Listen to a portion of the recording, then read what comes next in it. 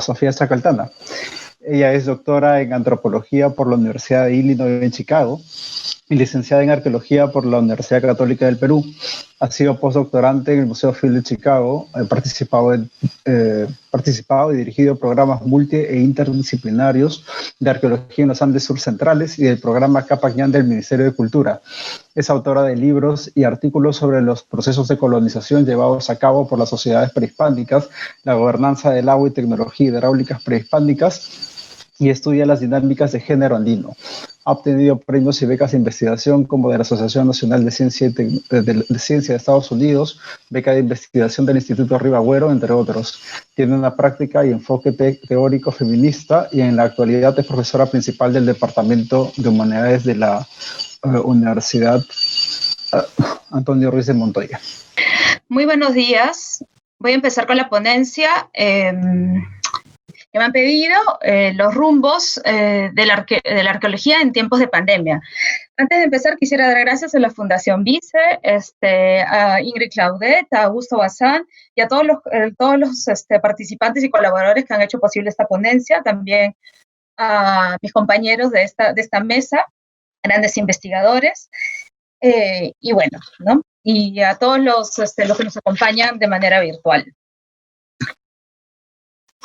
Entonces, la pandemia de la COVID-19 ha paralizado las actividades económicas y culturales de nuestro país, con lo cual el trabajo de campo y el acceso a los objetos arqueológicos se han vuelto muy difíciles o nulos. También se ha suspendido la visita a los museos con todas las implicancias económicas y de conservación que esto conlleva. Y en este contexto, entonces, nos deberíamos preguntar cómo nos pensamos en esta nueva normalidad. Además, las últimas investigaciones indican que los efectos de esta crisis no se irán, sino que serán permanentes y necesitaríamos entonces pensar de maneras radicalmente distintas de dejar de ejercer las ciencias, de ejercer las ciencias en general y en particular la arqueología. Entonces nos está poniendo en un momento que tenemos que tener innovación de tecnología y teórica, así también como lo ha mencionado Luchi, ¿no? Entonces, además, en el país también se han reducido los presupuestos para la investigación. En este escenario, entonces, de pandemia, donde ahora se trabaja desde casa, deberíamos estar preguntándonos cómo se continúa la práctica de la arqueología, ¿no? Desde la casa, tomando en cuenta, además, todas las dinámicas que esto implica en nuestro contexto particular y social, como, por ejemplo, las dinámicas de género dentro del hogar y la falta de empleo para muchos arqueólogos en el país, ¿no?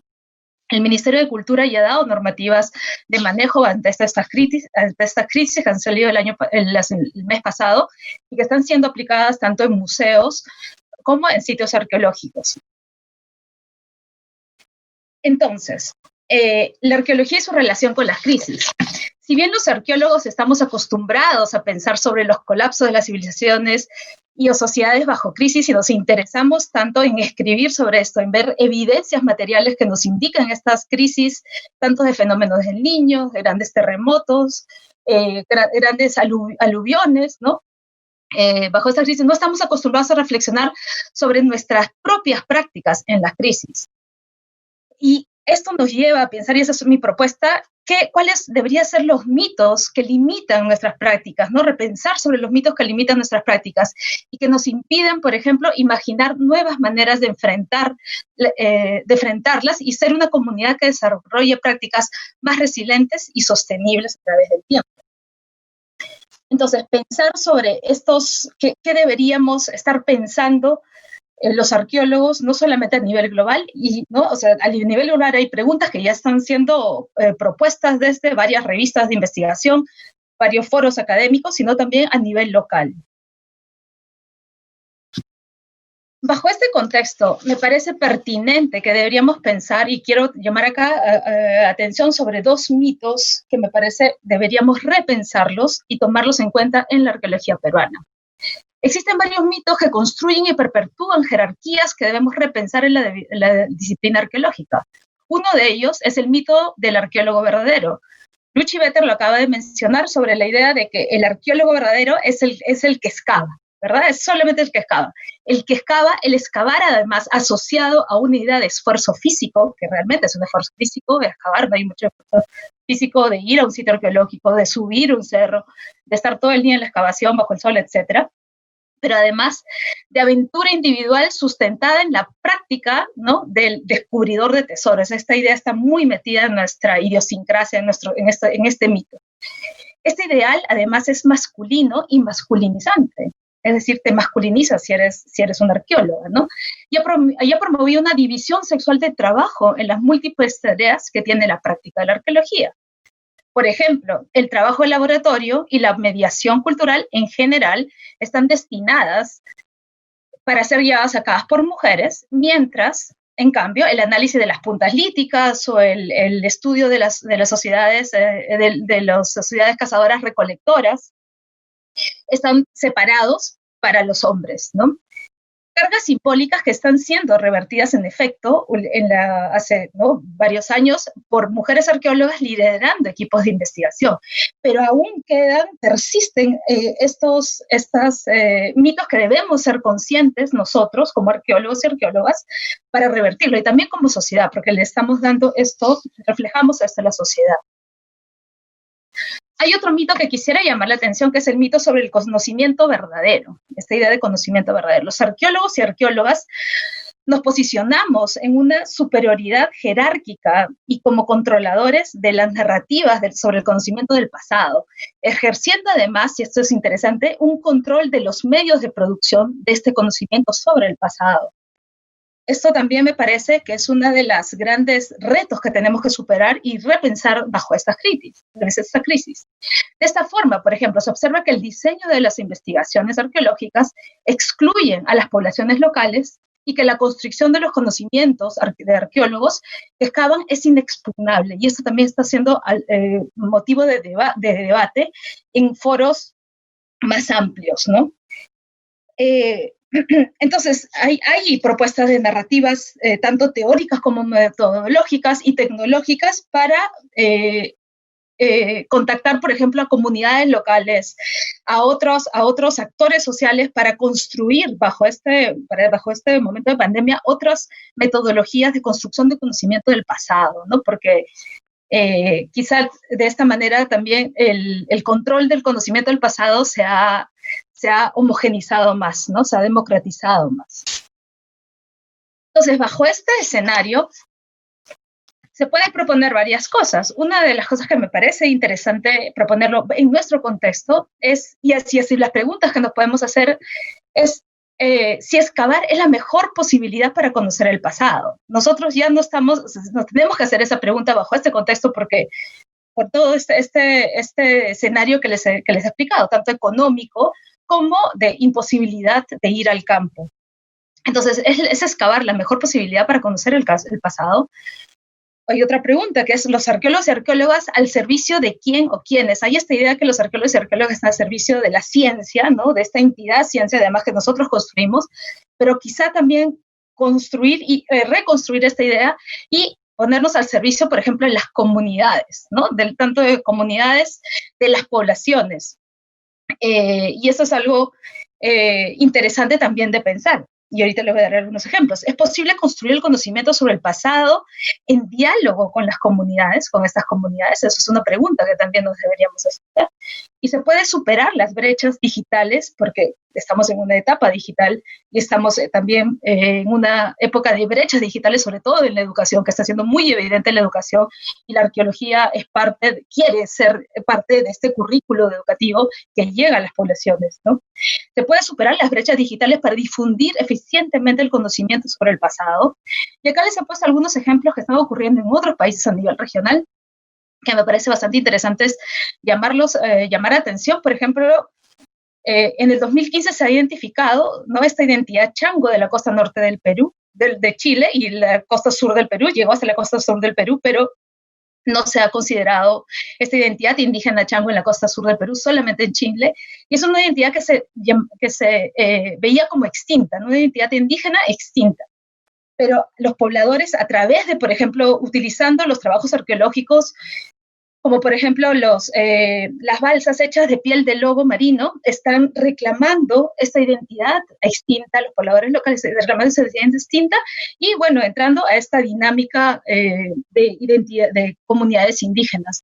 También está ocurriendo, por ejemplo, en las identidades diaguitas de Chile, que a través del material arqueológico y de su iconografía tan rica que tiene, iconografía cerámica tan rica que tiene, están también en este proceso de reclamar estas identidades indígenas. Y la identidad huarpe de Argentina a través del manejo de agua y manejo de tierras agrícolas, los cuales están siendo procesos bastante interesantes en cuales están utilizando trabajos arqueológicos y arqueólogos, además, que se identifican como estas identidades indígenas están contribuyendo a una reconstrucción de estas identidades que se veían extintas. Y solamente dejo una foto sobre los famosos caballitos de Totora, ¿no? Que sabemos que es de esta identidad, ¿no? Que nosotros lo consideramos extinta de las poblaciones muy chicas. Entonces, hay esta manera y de repensarnos, de ponernos a servicio de, y me parece esta idea, ¿no? de ponernos a servicio de las comunidades, al servicio de las poblaciones, una idea interesante que también podemos llegar hacia las poblaciones. En vez de llegar a las poblaciones, es partir desde las poblaciones.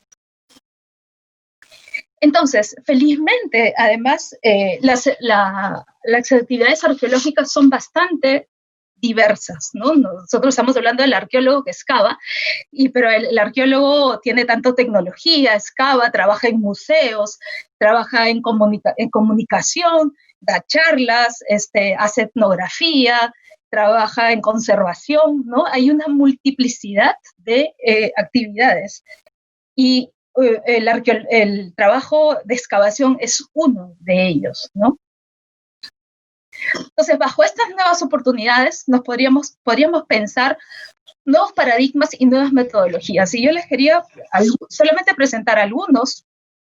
El primero, por ejemplo, es tecnológico, y este trabajo de recolección de datos, lo que se denomina ahora Big Data, por ejemplo, de Geopacha, y esto es la figura de la izquierda, que es esta plataforma geoespacial de la cultura andina, donde se está haciendo prospecciones sistemáticas y sistemáticas geoespaciales en grandes áreas andinas, y que está dirigido por Stephen Werke y Parker, su apellido es impronunciable, de la Universidad de Brown y la Universidad de Vanderbilt, y del cual, por ejemplo, yo he sido parte, soy parte, y he hecho prospecciones también digitales, ¿no?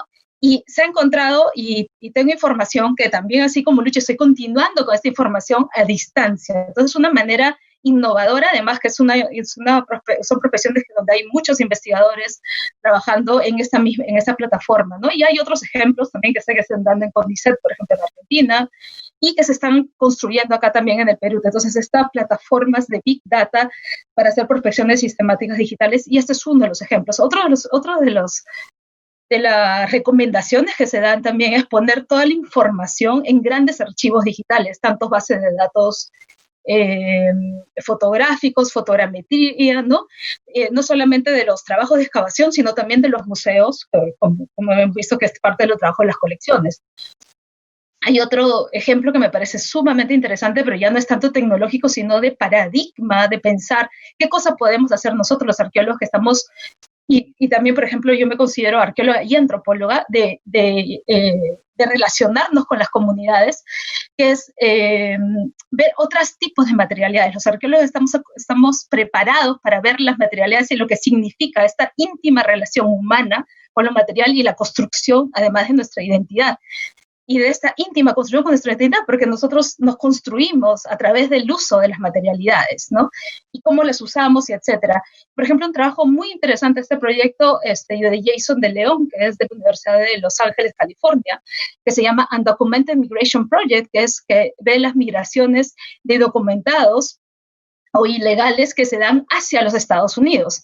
Y tienen materialidades, por ejemplo, estudia las materialidades, las mochilas, la tecnología de las botellas de agua que llevan en este desierto, porque para pasar estos muros indocumentados tienes que pasar el desierto, y en el desierto no hay agua, y hay una tecnología que él ha visto cómo ha cambiado de las botellas de agua que se llevan estas personas indocumentadas, ¿no? Entonces, por ejemplo, antes se llevaban agua en botellas transparentes o blancas que con el sol en el desierto brillaba y eran muy fácilmente ubicados por las policías y por la policía estadounidense.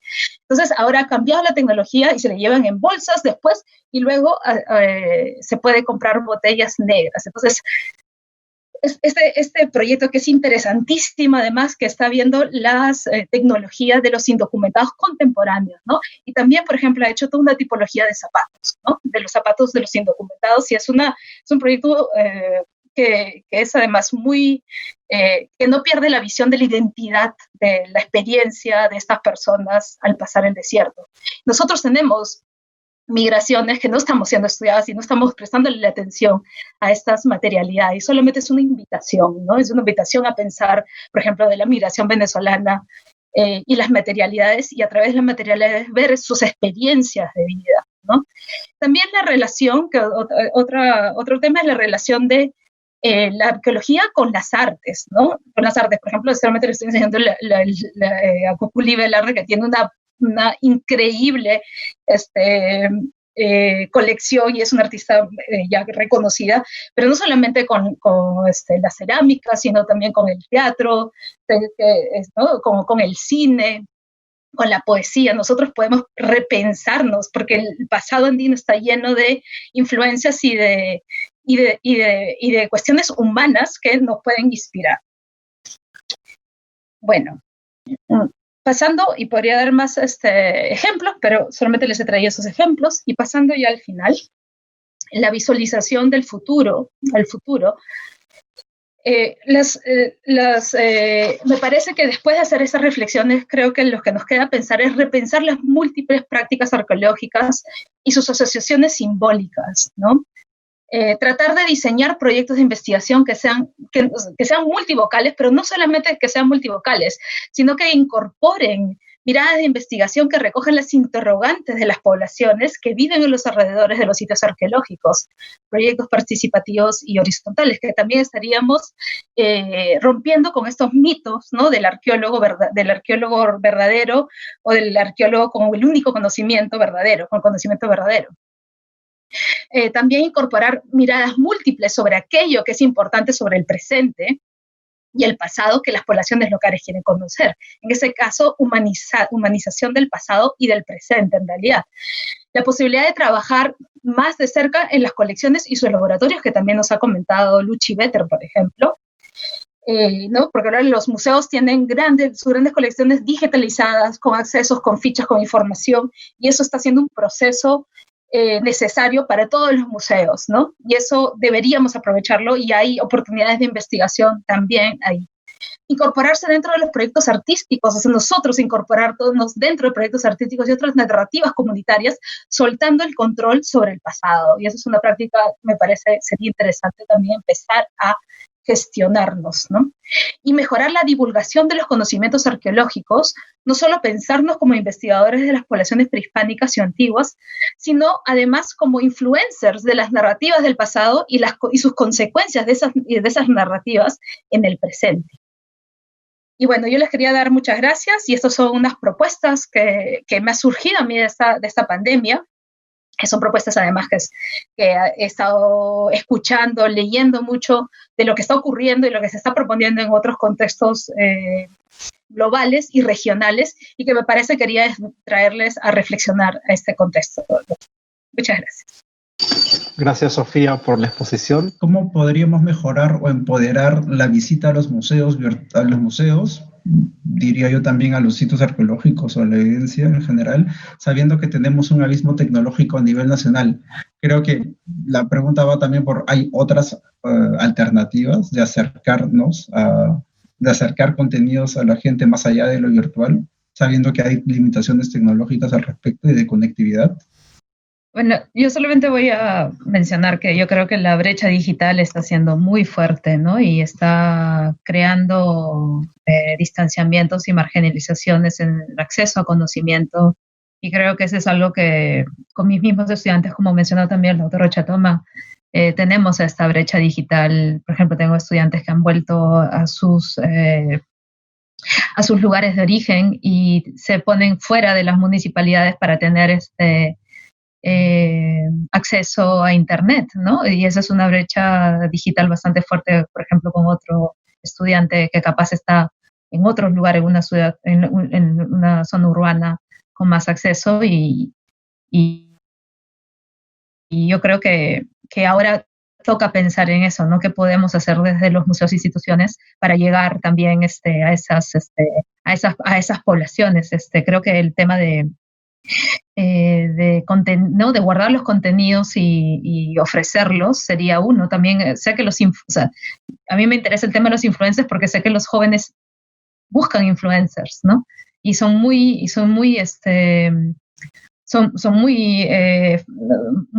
atrayentes hacia los jóvenes y me parece que ya hay en otros países influencers de contenido científico que podría ser interesante para nuestro contexto local. Entonces, creo que deberíamos pensar un poco fuera de la caja, ¿no? Pues nos invita a pensar fuera de la caja. Sofi, ya que estás hablando de esto, acá hay una pregunta para ti, del doctor Chacaltana. ¿Qué otras ideas nos podría dar usted sobre el trabajo de la arqueología con las artes para poder desarrollar dentro de una comunidad? Bueno, pues las artes son innovación, ¿no? Entonces es ilimitado, ¿no? Totalmente ilimitado.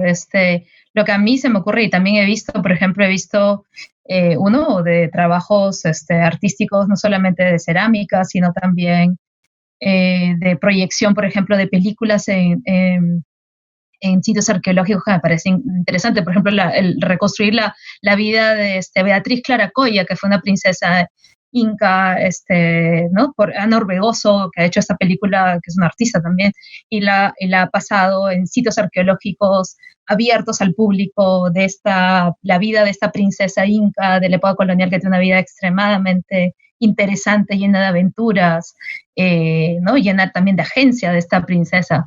Por ejemplo, esa es una. También de la poesía, me parece la poesía. La pintura siempre está vinculada con las artes, ¿no? O sea, pero con la arqueología. Lo sabemos en los trabajos de Cislo. También tenemos la poesía que está vinculada con algunos elementos de la arqueología, pero creo que esta relación podría ser aún muchísimo más rica. La arqueología y la iconografía arqueológica es una imaginación increíble, ¿no? Y también hay historias increíbles, hay historias de aventuras humanas increíbles. Y me parece que es una fuente de inspiración, pero que no la vemos ahora, ¿no? O sea, claro, tenemos que humanizar, como dijiste, ¿no? Tenemos que humanizar la arqueología y el pasado para poder inspirarnos en ese pasado. Por ejemplo, la historia de los tupus que estudia Luchi también, ¿no? Los tupus, este instrumento que ha estado tan identificado con los cuerpos femeninos, ¿no? Y que ha acompañado a los cuerpos femeninos a lo largo de la historia prehispánica, colonial, republicana y etcétera, que es un trabajo muy rico y las mujeres lo han utilizado de distintas maneras, no solamente para como prendedores, digamos, sino también para defenderse ahí en la historia, o para esconderse cuando en un momento fueron para esconderlo, ¿no? Los escondían porque seguramente fueron que no se quería ver en el ámbito público, los escondían. Entonces hay toda una historia extremadamente rica que es inspiradora y me parece que tanto los arqueólogos como los artistas podríamos contribuir a hacerlo.